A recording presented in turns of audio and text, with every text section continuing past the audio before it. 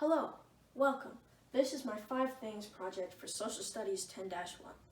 Today in my TED Talk, we will be discussing the details and impacts of 5 different times in historical globalization. The 5 time periods I will elaborate on today are as follows: the Silk Road, the Grand Exchange, the Aztec and Spanish civilizations, the transatlantic slave trade, and South African apartheid. First up, the Silk Road. The Silk Road was a very dangerous road people traveled on to get between China, the Far East, the Middle East, and Europe. It was often teeming with bandits and thieves, and though many people might have been traveling the Silk Road at once, that wouldn't stop the thieves from taking your belongings, or worse. People first started trading through the Silk Road in 130 BCE, and it was used up until 1453 AD, when the Turkish Ottoman Empire boycotted trade with China. This act closed the Silk Road. However, it might be a surprise to some, but the Silk Road is actually still in use today. However, people don't walk the Silk Road anymore. Thanks to the evolution of modern technology, we have electric vehicles to carry us along the historical and now paved trading route. So why do we need to know about the Silk Road? Often, nowadays, we take our modern-day technological luxury for granted. We can easily go online and order something off of Amazon or eBay and have it delivered to us the next day by a delivery person without even lifting a finger. Well, except to type in our credit card number, that is. But I dare say we should know about how people used to get around and to have things delivered to them so people who worked so hard can be remembered, and so we can learn to be grateful for the things we have now. Back in the days between 130 BCE and 1453 AD, people would walk thousands of miles along the Silk Road to trade goods and bring money and other goods back home. And if they weren't busy walking, they'd be busy working their poor camels' feet to the bone. Another important aspect of the long journey on the Silk Road was the danger that lay within it. Bandits, thieves, you name it, they'd all be lying in wait, ready to prey on the next vulnerable traveler that came their way. People would, and did die, at the hands of these people, all because of something they had that the thieves thought looked pretty sweet. Next up, the Grand Exchange. In short, the Grand Exchange, also known as the Columbian Exchange, named after Christopher Columbus, was a trading process. It all started when Christopher Columbus first brought livestock, fruit trees, and seeds to the Americas. So we probably wouldn't have oranges, peaches, or apples without it. Same with the rodeos or ranches. And can you imagine no hamburgers or bacon? I don't think that would sit well with anyone. But it wasn't just foreign goods that were transported our way. It was also people that came for a different place to live, a different life. But along with that, disease came as well. Ever wonder where you got your chicken pox, whooping cough, measles, and mumps? You got Europe to thank for that. The Americas transported some goods back to Europe as well, such as tomatoes, for example. They didn't have pizza without us. You're welcome, Italy. Other things we traded were peanuts, pumpkins, squash, corn, turkeys, and potatoes. We mainly sent Europe crops that were valuable in their own special way. For instance, did you know that pumpkin carving originated in Europe, in England, Ireland, and Scotland in the 19th century? So why do we need to know about the Grand Exchange? It's mainly important to know about the Grand Exchange because we should know who brought all these dangerous diseases over and made a ton of people get sick and die. We should know who to blame. Whoa. Hold up. Yes, Europe trading with the Americas did plague people with foreign diseases that nobody knew how to cure at the time, but that doesn't mean we have to be angry about it. In fact, we should be happy that the Europeans decided to step foot in the Americas, because if they didn't, people we know might not be here today.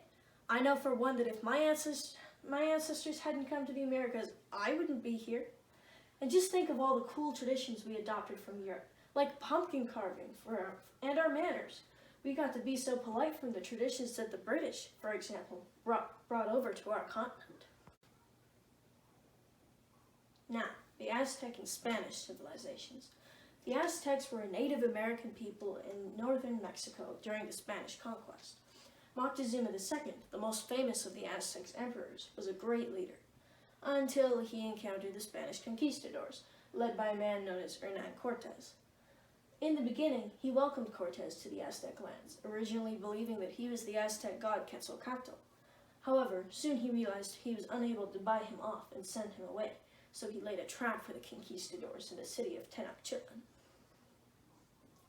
The Spanish came from, you guessed it, Europe. They came to explore and to settle in the Americas. When the conquistadors and Hernan Cortes met the Aztecs, they didn't see the Aztecs as an immediate threat. Cortes accepted the gifts Moctezuma offered him, but he could not be deterred from his goal to explore more Caribbean territories, to search for gold, and to claim the land in the name of the king. He ended up capturing and later killing Moctezuma II, overthrowing the city of Tenochtitlan, now known as Mexico City, and then later causing the entire overthrow of the last great Mesoamerican civilization. So why do we need to know about the Aztec and Spanish civilizations? Well, in general, I think it's important to know about all the wars in history, so fallen people on both sides of the fight can be remembered, even if some of them weren't exactly great people. But also, because it's important to remember the past mistakes of people in history, so we don't make them ourselves nowadays. Unfortunately, some people, even today, in our advanced society that gives us access to so much knowledge and understanding, there are still some brainless people out there, causing wars and other problems throughout the world. We can learn from the poor decision Moctezuma made to accept and butter up an outsider by being wary of strangers and being careful around other people. We can also learn from the probably not so great decision of Hernan Cortes to wake up and choose violence by killing the Aztec's emperor and overthrowing a whole civilization. But those of us who have some sense in our heads, we can prevent things from happening as much as we can. If there's just a few of us, which most likely there are, then we can make a difference in our communities, simply by being nice and respectful to others and just being good people. Next, the transatlantic slave trade. The transatlantic slave trade came as a result of the scramble for Africa, which was a time in history roughly between 1884 and 1914 when Europe traveled to the, at the time, largely unexplored continent of Africa. Europe was dividing up this land among the other European colonies. Not very long after the scramble for Africa, Europeans were scrambling for African slaves for more cheap labor in the rubber plantations. They searched deep into the continent for slaves, and when found and captured, they would be transported across the sea to the Americas in a boat in extremely cramped quarters.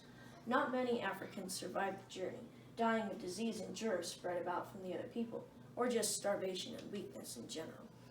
When they arrived in the Americas, Africans were auctioned off to white owners. Slave trading was and is wrong. It was sad times for the people of Africa. Women and children were treated horribly on the journey to the Americas, during the auction, and even once they were traded off to the white owners. Men, too, were treated just as bad as the women and children were. They were forced to do all the heavy labor, and often they were whipped if they were too slow or seen to be slacking off from their jobs. The treatment was very harsh for these people, unfortunately. So why do we need to know about the transatlantic slave trade? Well, I would think that anybody nowadays would realize that slavery is wrong. Knowing about slavery and all the horrible things these people went through should teach us that this should never happen again. It was wrong and tragic and frankly an idiotic thing to take part in. We should always remember the horrible things these people went through and have respect for them. It may be a sensitive subject for some, especially if they were descendants of those people who had to suffer the consequences of the transatlantic slave trade. Alright, now South African apartheid. South African apartheid was yet another sad thing that the black peoples of Africa were troubled with. Apartheid was a racial segregation between black people and white people. In other words, it meant that white people and black people would be separated because, according to Europeans, white people were the superior race, and black people were unclean, and that filth should be kept away from the cleanliness of the white population. Some examples of apartheid are prohibition of mixed marriages, for example, a white woman marrying a black man, or prohibited access to certain public places, or prohibition of a black person entering a certain building with other white people in the vicinity. A man named Nelson Mandela opposed apartheid. He rallied his fellow South Africans together to rise in peaceful protest against apartheid. However, when peaceful opposition did not influence South Africa's government any different than the ideas they already had about the black population, Mandela and his allies chose to take up arms against apartheid. Unfortunately, the main thing that pushed them to choose violence was the Sharpeville massacre, when a group of 7,000 protesters went to the police station. There, the police opened fire on the unarmed group, killing 69 South Africans and wounding 108. So why do we need to know about South African apartheid? Very much like the slave trade, apartheid was not a good thing. It was sad, and it was wrong. Again, we should always remember to treat people equally, no matter what color they are. We're all humans. We're all the same, despite what the ideas of the Europeans and Eurocentrism promoted back in the day. Thank you for coming to my TED Talk today. I hope it entertained you and helped you understand a bit more about globalization. I'm Anna Coots, and this was my 5 Things project for Social Studies 10-1.